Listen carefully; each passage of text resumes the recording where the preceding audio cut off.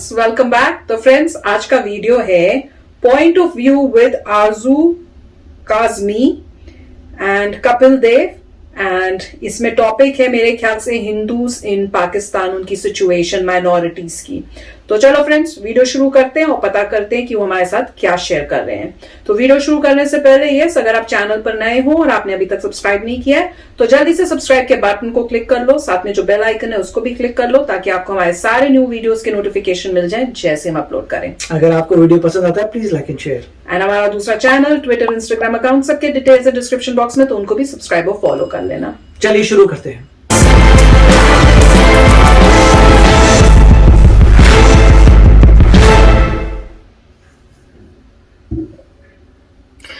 अस्सलाम वालेकुम, नमस्कार, सत श्री अकाल एंड गुड इवनिंग। मैं हूं आरजू काजमी और आप देख रहे हैं पॉइंट ऑफ व्यू।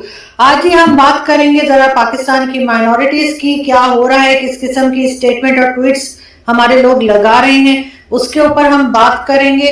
क्योंकि अगर कोई मुस्लिम्स को कुछ कहे या इस्लाम के बारे में कोई बात कहे तो फौरन ही एक्शन हो जाता है, ब्लास्फेमी लॉ लग जाता है, यहाँ तक के जान से ही मार देते हैं। लेकिन अगर हम किसी भी दूसरे मजहब के बारे में कुछ भी बोलें, कुछ भी गलत कहें तो उसके ऊपर एक माफी मांग के और ट्वीट हटा देने से क्या काम हो जाता है, इस बारे में हम बात करेंगे। हमें जी कराची से ज्वाइन किया है कपिल देव ने। कपिल को सभी लोग जानते हैं, पाकिस्तान में भी और इंडिया में भी काफी मशहूर है, अपनी ट्वीट्स वगैरह लगाते रहते हैं, काफी बोल्ड किस्म के। Thank you so much Kapil कि आपने ज्वाइन किया। थैंक यू आरजू, आप हमेशा याद करते हैं हमें और आप हमेशा पाकिस्तान में बसने अक़लियतों के बारे में खुलकर बात करती हैं और मुझे यकीनन आपके प्रोग्राम में शामिल होते हैं, हमेशा मजा आता है। Thank you very much. बहुत शुक्रिया, thank you so much. Kapil, क्या कहेंगे आप? आमिर लियाकत ने किस तरह की ट्वीट की, और सिर्फ आमिर लियाकत की बात नहीं है, ये आप जानते हैं कि पहले भी ऐसा होता रहा है और उसके बाद जो है मुख्तलिफ मिनिस्टर्स जो है, फयाजुल हसन चौहान जैसे, इन्होंने भी गलत बात की थी। हमारे यहाँ के जो हिंदू कम्युनिटी है उनके बारे में और कभी क्रिश्चियंस के बारे में बात होती रहती है। साथ ही आपने एक ट्वीट और देखी होगी कुछ टाइम पहले, अभी चल रही थी 2-3 दिन पहले, जिसमें एक गुरुद्वारे को दिखाया गया था कि वहां पे किस तरह से वॉशरूम बना दिए गए हैं। हमें हर जगह भारत की एग्जाम्पल देने की जरूरत नहीं पड़ती होनी चाहिए, क्योंकि कि वो अपनी माइनॉरिटी के साथ क्या कर रहे हैं। क्योंकि जब भी हम कोई बात करते हैं हमें फौरन ये टेंशन डाइवर्ट कराने के लिए इंडिया का जिक्र बीच में आ जाता है। लेकिन आज हम कोशिश करेंगे कि हम सिर्फ और सिर्फ पाकिस्तान की बात करें, यहाँ पे जो गलत हो रहा है उसकी बात करें ताकि उस चीज को ठीक किया जा सके। जी Kapil. Arjun, thank you. I think ये जो आपने बात की कि आमिर लियाकत हुसैन जो पाकिस्तान तहरीक-ए-इंसाफ जो हुक्मरान जमात है उनके एमएनए है और कराची से मुंतखब होकर आए हैं और उनके हल्के के हिंदू वोटर्स भी है। और ये वो आमिर लियाकत हुसैन है जो ना फक्त पहली मरतबा असेंबली में, इससे पहले 2 मरतबा पहले भी मुंतखब हो चुके हैं और वो रिलीजियस अफेयर्स के मिनिस्टर भी रह चुके हैं। ना फक्त ये, वो रिलीजियस जो मजहबी जो प्रोग्राम है वो टीवी पर वो आलिम ऑनलाइन से प्रोग्राम करते हैं और रमजान की ट्रांसमिशन में करते हैं।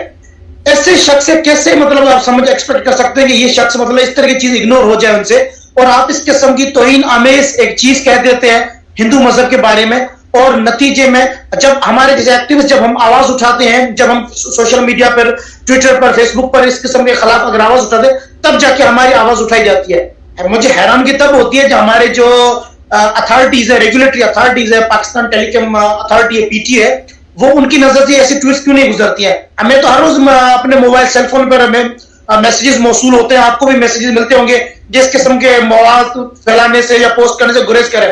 क्या आमिर लियाकत को ऐसा मैसेज नहीं मिला? क्या ये आलिम है, जो दीन का आलिम है, स्कॉलर है, इसको इतनी क्या कहते हैं अपने ज़हन में अकल नहीं है कि भाई आप इस मुल्क में, पाकिस्तान में बसने वाले 50 लाख अक़लियत है, 50 लाख हिंदू है इस मुल्क में। आप अंदाजा लगे 50 लाख हिंदू, उनके जज्बातों को आप ठेस पहुंचाते, आपको उस वक्त ख्याल नहीं आता है। और इतने लोगों ने वो ट्वीट किए, अर्जु आपने भी किए, कई हजारों लोगों ने, बेताशर लोगों ने ट्वीट किया। उस शख्स ने 2 दिन मुसलसल वो ट्वीट रखी है, उसके बाद ये ट्वीट हटाता है और उसके बाद ये शख्स कहता है जी मैं माजरत खाऊं, मेरा कत्ल हरगिज मेरा इरादा ये नहीं था। भाई आपका फिर क्या इरादा था? आप किसी हिंदू गॉडेस की, हिंदू डाइटी की, देवी की आप तस्वीर लगाते हैं, उसके साथ बेहुरमती करते हैं, ठीक है, वो ब्लास्फेमस है, बिल्कुल ब्लास्फेमस, इसमें कोई शक नहीं, ब्लास्फेमी है। वो वाला बात है कि आपका कुत्ता कुत्ता, हमारा कुत्ता टॉमी, वो वाला सिस्टम है। मतलब आप करो तो ब्लास्फेमी है, ठीक है, आप करो तो ब्लास्फेमी है, मगर हम करें तो ब्लास्फेमी हो जाती है, आप करो तो आप सीधी कहते हैं अपोलॉजी। माफी मांग लेते हैं आप। क्या सिर्फ माफी मांगने से होगा? अगर इस तरह की माफिया मांगी जाती तो मेरे ख्याल में हजारों इस तरीके से लोग हैं जो ब्लेस्फेमी के झूठे केसेस में, मैं तो कहता हूं आपने तो की उसकी माफी मांग रहा है। हमारे लोग जो नहीं करते ब्लेस्फेमी, आप तो उनको जेलों में और वो प्रिजन्स में मर जाते हैं, कभी वो मॉब के शिकार बन जाते हैं। तो किस किस्म की ये इस किस्म की नाइंसाफियां होती हैं। तो मेरे ख्याल में एक शख्स जो पार्लियामेंट का हिस्सा है, जो मुंतखब होकर असेंबली का हिस्सा बना है, उस शख्स को, जिम्मेदार शख्स है, वो रिस्पॉन्सिबल पर्सन है, उसको इस किस्म का कोई भी पॉलिटिकल स्कोरिंग के लिए कोई भी इस किस्म का मवाद अपनी सोशल मीडिया के अकाउंट्स है, फेसबुक और ट्विटर और जहां पर भी इस किस्म की कोई चीज उनको पब्लिश नहीं करनी चाहिए, क्योंकि इस मुल्क में जो बसने वाली अकलियतें हैं उनको हमेशा इस बात से हमेशा ठेस पहुंचती है। और ये पहली रवायत नहीं है, आप देख सकते हैं इससे पहले पीटीआई का एक लाहौर से इनका जो ऑफिस बेयर था, उसने कोई, इनको मसला पता क्या आरजू, इनको गाली देनी होती इंडिया को, ये गाली देते थे हिंदू को। भाई वो हिंदू बात से नहीं, हिंदू नाथ से मानेगा। ये इनका पीटीआई का कोई लाहौर का है कि मोहम्मद उस्मान अकरम नाम था गालबन, तो वो इनके पार्टी ऑफिस बेयर थे लाहौर के, उन्होंने इस तरह के बैनर लगाए। बाद में उन्हीं दिनों मैंने ये आवाज उठाई, तो बाद में ये शिरीन मजारी ने और इनके पार्टी के जो दीगर है जो मिनिस्टर्स वगैरह, उन्होंने नोटिस लिया, उस शख्स ने बाद में माफी मंगाई, वो हटाई। उससे पहले फैजुल हसन चौहान ने कहा कि तुम हिंदू जो गाय के मूत्र पीने वाले, इस किस्म के तौहीन आमेज वो अल्फाज कहते हैं। बाद में उसको हटाया भी गया था, वो तो एक अलग बात है, उसको दोबारा लगाएगा, दोबारा हटाया गया, वो एक अलग बात है। तो आप आरजू ये अंदाजा लगाएं कि इस मुल्क में मजहबी अकलियतों के बारे में जो नफरत है, नफरत, ये नासूर है एक नफरत, ये जो निसाबों के अंदर जो नफरत पढ़ाई गई है, कुट कुट के अपने दिमागों में भरी हुई है, जिसको निकलने के लिए काफी अरसा लगेगा। यकीनन मुस्बत इकदाम हो रहे हैं, मगर ये जो एक जनरेशन है जिसके अंदर नफरत का नासूर भरा हुआ है, वो कहीं ना कहीं पे निकलता है। ये तो आप आमिर लियाकत, फैजुल हसन चौहान या दीगर सियासी लोगों को छोड़े, आप देखें पिछले दिनों टीवी पर एक सोशल मीडिया वायरल लड़की आई थी, तो निमरा, तो उसने भी इस तरीके से कर दी कि हिंदू की मैया मर गई।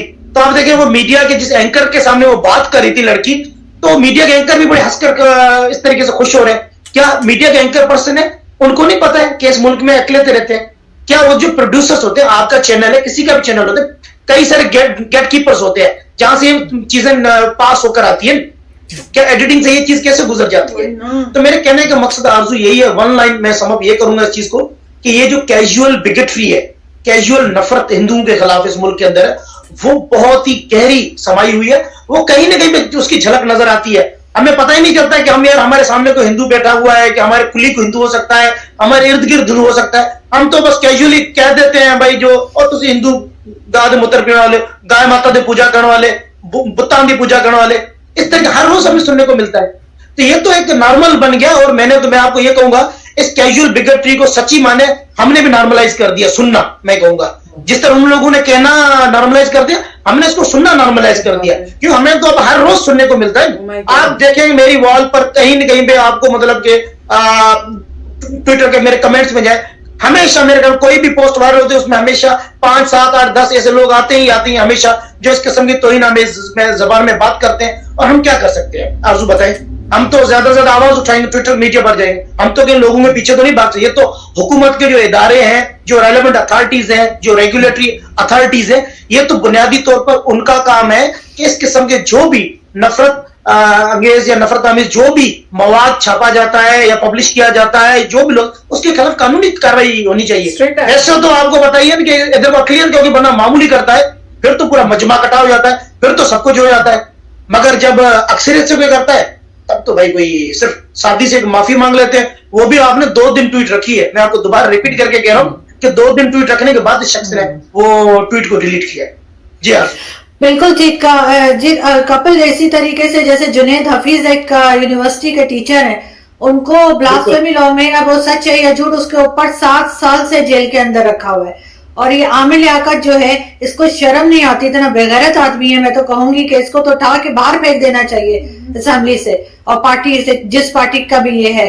और फिर भी उसने 2 दिन, क्या मैं कहती हूँ 2 घंटे भी अगर रखी है, वो भी गलत है कि इस तरह से बात की जा रही है। और अगर यही चीज किसी नॉन मुस्लिम ने इस्लाम के बारे में की होती, तो इनका तो यहाँ क्या दुनिया में किसी जगह भी हुआ होता। अभी तक आप जानते हैं, कभी ये कहते हैं जी फ्रांस की प्रोडक्ट बंद कर दो, कभी ये कहते हैं डेनिश प्रोडक्ट्स यूज ना करें। इनके लिए सिर्फ इन्हीं का मजहब इंपॉर्टेंट है, बाकी किसी को कुछ समझते ही नहीं, एक्शन क्या होगा।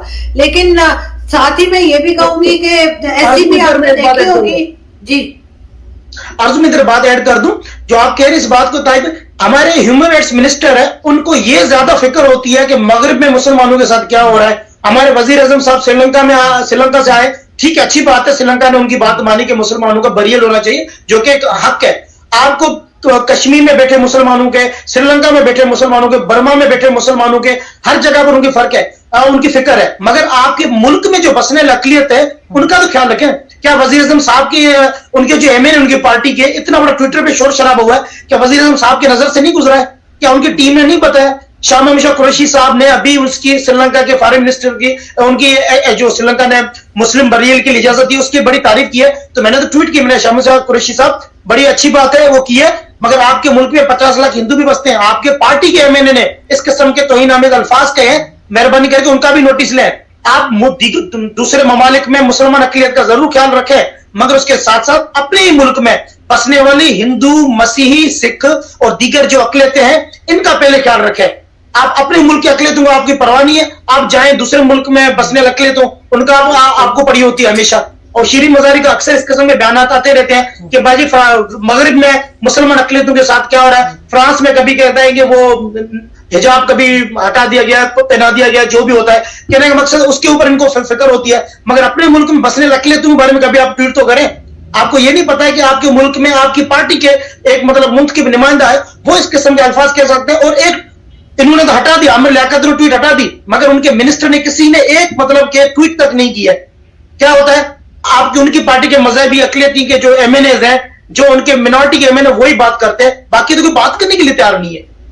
आप ये अंदाजा लगे अर्जुन कि हमारे फ्रस्ट्रेशन लेवल किस तक पहुंचेंगे कि आपके जो दीगर जो एमएनएज हैं वो बात करने के लिए तैयार नहीं है, अपने एमएनएज को तर्ज या उनको टोकने तक तैयार नहीं है कि भाई तुमने क्या किया है, भाई तुमने क्या किया। हमारे हिंदू वोटर है, हमारे पार्टी के अंदर हिंदू एमएनए है, हमारे हिंदू वोटर सपोर्टर है। और आपको यह भी पता होगा इमरान खान के कई जो हिंदू वोटर्स भी है, सपोर्टर्स भी है, लाइक भी करते हैं उनकी पार्टी के, मतलब मैं कहूंगा वो जाले हैं, कारकुन है, मगर कोई इनको फर्क नहीं पड़ता इनको। लेकिन कपिल, इस तरह के भी एड्स मैंने देखे हैं न्यूज़पेपर में जो आते हैं, जिसमें कहा जाता है कि जी जो मतलब कहीं सफाई का काम है, गटर साफ करने हैं, कचरा उठाना है, इस तरह के सारे कामों के लिए जो एड दिया जाता है जॉब्स के लिए, उसमें साफ लिखा होता है कि यहाँ पर हम माइनॉरिटीज को ही रखेंगे। इसका भी, ये भी एक तरह की इंसल्ट है, ये भी एक तरह की, अगर आप अंडरस्टैंड करें तो हम अपनी जो माइनॉरिटीज हैं उनकी बेइज्जती कर रहे हैं। लेकिन साथ ही मैं ये पूछूंगी कि आपके बहुत से ऐसे लोग भी हैं जो एमएनएज बने हैं, असेंबलीज में बैठे हैं, उन्होंने क्यों नहीं इस चीज के ऊपर आवाज उठाई? दूसरा, मंदिर आपके तोड़े जाते हैं, कराची में बेशुमार मंदिर, सिंध में तोड़े हैं इन्होंने, और इसी तरीके से इस्लामाबाद का मंदिर भी कितना हंगामा हो गया था एक मंदिर बनने के ऊपर। तो ये जो एमएनएज आपकी कम्युनिटी से पहुंचते हैं, ये क्या कर रहे हैं, ये आवाज क्यों नहीं उठाते? अर्जुन देखिए, हमारे जो एमएनए है ना, हमारे सिंध जो टोटल हमारे 10 मिनॉरिटीज के एमएनए जो रिजर्व सीट पर है, मखसूस निशस्तों पर आते हैं, रिजर्व सीट पर आते हैं। एक वाहिद एमएनए जो हमारे उसको अपने हल्के से कंटेस्ट करके आता है, वो भी जनरल सीट पर है। मिनॉरिटीज के जितनी भी एमएनए, इनका तो अपना हल्का नहीं होता है। देखिए मेरे हल्के के अंदर मतलब मैंने वोट तो एक मुसलमान एमएनए को दिया, मैं मुसलमान एमएनए का वोटर भी हूं, मुसलमान एमपीए का वोटर भी हूं। बुनियादी तौर पर मेरे हल्के का जो मुसलमान एमएनए एमपी है, ये तो उसका काम है कि मेरे हक की बात करे। ये मेरे ख्याल में गलत एक तासुर दिया जाता है, गलत बात है कि अक़लियत की बात है, अक़लियत का एमएनए एमपीए करे, ये नहीं होना चाहिए। क्योंकि मैं तो कहता हूं मेरे हक की बात नहीं कपिल, मैं ये नहीं कह रही कि वही करे, मैं कह रही हूं वो भी बोले, ये कह रही हूं मैं। जी बिल्कुल, वो भी बोला। और हमारे जो एमएनएज है जिनका बुनियादी काम ही यही है कि वो मिनॉरिटीज के लिए आए हैं, मिनॉरिटीज के टिकट पर आए हैं, मिनॉरिटीज की मखसूस निशस्त पर आए हैं। मगर क्या होता है, पार्टीज की जो सिलेक्शन है, पार्टीज ने जिनको चुना हुआ है, ये हिंदू एमएनएज या क्रिश्चियन एमएनएज की बात है, ये वो एमएनएज एमपीएज है, वो सारे एलीट बनिए कारोबारी लोग हैं, सेठ लोग हैं, ठीक है। और इनका कोई सियासत से लेना देना नहीं है, ना पार्टी नजरिए से लेना देने। ये चंद करोड़ रुपए देकर सीटें लेते हैं, ये ओपन सीक्रेट है, ये किसी को मतलब ढकी छुपी बात नहीं है। हैवी पार्टी फंड्स देते हैं, जिनकी बुनियाद पर इनको टिकट्स मिलते हैं, तो ये तो मेरिट पर सीट्स नहीं आती हैं। नतीजे में वो बंदे अपने बिजनेस इंटरेस्ट को सर्व करते हैं, उनके लिए अपने बिजनेस इंटरेस्ट वो प्यारे होते हैं, ना कि उनको अक़लियत से या अपनी कम्युनिटी के इंटरेस्ट लेने देने होते हैं। हाँ, पीटीआई के मैंने थे लालचंद माली साहब, उन्होंने इसके लिए आवाज उठाई थी और उन्होंने पहले ट्वीट कर दी थी इस मामले के ऊपर। उन्होंने मुझसे मेरी भी बातचीत हुई थी, उन्होंने अपने पार्टी ग्रुप के अंदर भी शेयर किया था। ये एक ऐसे एमएनए जो इस तरह की बातचीत करते हैं, रमेश औंकानी साहब भी करते रहते हैं बातचीत। मकसद कहने का ये कि हमसे दो शख्स का क्यों नाम है, हमें तो सबके नाम आना चाहिए जो आवाज उठाते रहते हैं। कोई आरजू हमारे अपने एमएनए भी है, उनके अंदर भी इतनी हिम्मत नहीं है कि बात कर सके। एक तो ये उनके अपने कारोबारी, उनके जाती, उनके मुफादात, सेल्फ इंटरेस्ट। एक दूसरा ये वो खुद भी इतने हाई रिस्क पर होते हैं कि वो बातचीत नहीं कर सकते हैं। आपको पता है इस किस्म के जो इश्यूज होते हैं वो मुतनाजा बन जाते हैं, वो कंट्रोवर्शियल बन जाते हैं, और इस किस्म के ब्लास्फेमी का इश्यू हो, फोर्स कन्वर्जन का इश्यू हो, इसके ऊपर खुलकर बात नहीं करते हैं। आपको पता है अगर ये लोग बात करते हैं, कल को इनके पीछे जो है हमारे राइट विंग के लोग हैं वो इनके पीछे पड़ जाते हैं। क्योंकि विद इन पार्टी भी आपको पता, पार्टीज भी राइट विंग के लोग बैठे हुए हैं, उसी असेंबली के अंदर भी रिलीजियस पॉलिटिकल पार्टीज के लोग बैठे हुए हैं। ये तो अपने आप को वहां पर भी मुंतखब होकर भी वो अपने आप को वहां पर भी ये क्या कहते हैं महसूस नहीं समझते। अगर ऐसी बात होती, शहबाज भट्टी के साथ भी क्या हुआ आपको पता है, उनको भी शहबाज भट्टी जो मुल्क के गवर्नर साहब थे वो सलमान तासिर, उनको कत्ल कर दिया गया। इस मुल्क में मुंतखब नुमाइंदे किस तरह बात करेंगे जब इस किस्म का माहौल हो, जब इस किस्म के उनको थ्रेट्स 24 घंटे उनके सर पर मंडला रहे। तो फ्रेंड्स, बहुत ही दुख हो रहा है ये सब सुन के। मतलब ये बात है कि पहले से अवेयरनेस थी कि सिचुएशन इस टाइप से बुरी है, पर जिस तरह से बता रहे हैं कि कितना वो, मतलब जब अपने रिलीजन का होता है तो बाहर की कंट्रीज में भी उनके लिए जाके भी, या हमारे रिलीजन में ये है तो आप उनको जो है ये सिचुएशन में आप उनको दफनाओ या ये करो, उसके लिए वो खड़े हो जाते हैं। और जैसे ये बता रहे थे कि भैया वो सब उनको सब वो दिख रहा है, बाहर का भी दिख रहा है, सब दिख रहा है, वहां पे चले जाते हैं, पर अपनी कंट्री में जो डिस्पैरिटी है रिलीजन की वजह से वो उनको नहीं दिख रहा, उसको सॉल्व नहीं कर रहे। और खासकर वो कह रहे हैं जैसे जो हिंदूज हैं और जो क्रिश्चियंस हैं और सिख हैं, उनके साथ कितनी बुरी हालत हो रही है। वो ये बता रहे हैं कि मंदिर जो है तोड़े जा रहे हैं। कोई एक नया मंदिर बन रहा था तो उसमें जब मंदिर बनने लगा तो उनको उसमें प्रॉब्लम हुई है, उन्होंने उस मंदिर को तोड़ा है या उसको रोका है, नहीं बनने दिया है। तो वो सब वो बता रहे हैं। और ये भी बताया कि गुरुद्वारे तोड़ के उसमें वॉशरूम्स बन रहे हैं। वॉशरूम्स तो बोलने का मतलब है बाथरूम बनाए जा रहे हैं वहां पे इंस्टेड की टॉयलेट्स टाइप। तो इतना डिसरिस्पेक्ट हो रहा है दूसरे रिलीजन्स का। और मैं तो ये सोच रही हूँ जो यंग माइंड्स हैं आजकल के, जो बच्चे वहां होंगे, उनके माइंड में क्या टीचिंग जा रही होगी कि ये काम ठीक है, ऐसे ही करना चाहिए, बस हमारा रिलीजन है, बाकी सब गलत है। बहुत ही गलत सीख दी जा रही है, जिससे इतनी हेट्रेड पैदा हो जाएगी वहां के हर एक जो न्यू जनरेशन का जो बच्चा आएगा कि उसके बाद तो ठीक होना इम्पॉसिबल हो जाएगा अगर इस टाइप से ये कर रहे हैं। पर बहुत अच्छा लगा कि जो आरजू है वो इस बारे में बात कर रही हैं, वेरी बोल्ड, बहुत बोल्डली उसमें वहां रहकर बोलना इस बात में, ये देख के बहुत खुशी होती है और लगता है होप है, होप है। क्योंकि अगर कोई इंसान ऐसे वहां रह के बोल रहा है तो चेंजेस आने का चांसेस हैं। हो सकता है लोगों को इससे कुछ अवेयरनेस आए, पता चले राइट और रॉन्ग में कैसे डिफरेंशिएट करना है, कि रिलीजन है इंपॉर्टेंट पर इन रिलीजन से पहले इंसानियत, रिस्पेक्ट फॉर अदर्स सबसे इंपॉर्टेंट है। राइट, तो काफी अच्छा वीडियो था। इस वीडियो देख के एक बात तो क्लियर हो गई कि मुझे समझ आ गया कि हमारे एंसेस्टर्स ने क्यों डिसाइड किया था वहां से यहाँ आने के लिए। और बहुत अच्छा डिसीजन, क्योंकि जब पार्टीशन हुआ था तो ऑफ कोर्स हम वहां पे जो रहते थे, बड़ी बड़ी हवेलियां थी, बहुत पैसा था, और जब वो पार्टीशन हुआ तो उनको ये पता चल गया था कि पैसे का कोई फायदा नहीं है, हमें जो है वहां से वहीं, क्योंकि जब पार्टीशन हुआ था क्लियर हो गया था कि पाकिस्तान ने कहा था कि वो इस्लामिक बन रही है कंट्री, मगर इंडिया सेक्युलर है। तो जब क्लियर हो गया कि आपका रीजन वहां आ गया है जहां पे वो इस्लामिक कंट्री बन रही है, तभी हमारे एंसेस्टर्स में अकल थी कि उन्होंने कहा था भैया पैसा गया भाड़ में, हम तो जा रहे हैं दूसरी तरफ, क्योंकि यहां पे माहौल ही ऐसा हो गया जहां पे आप जी नहीं पाएंगे।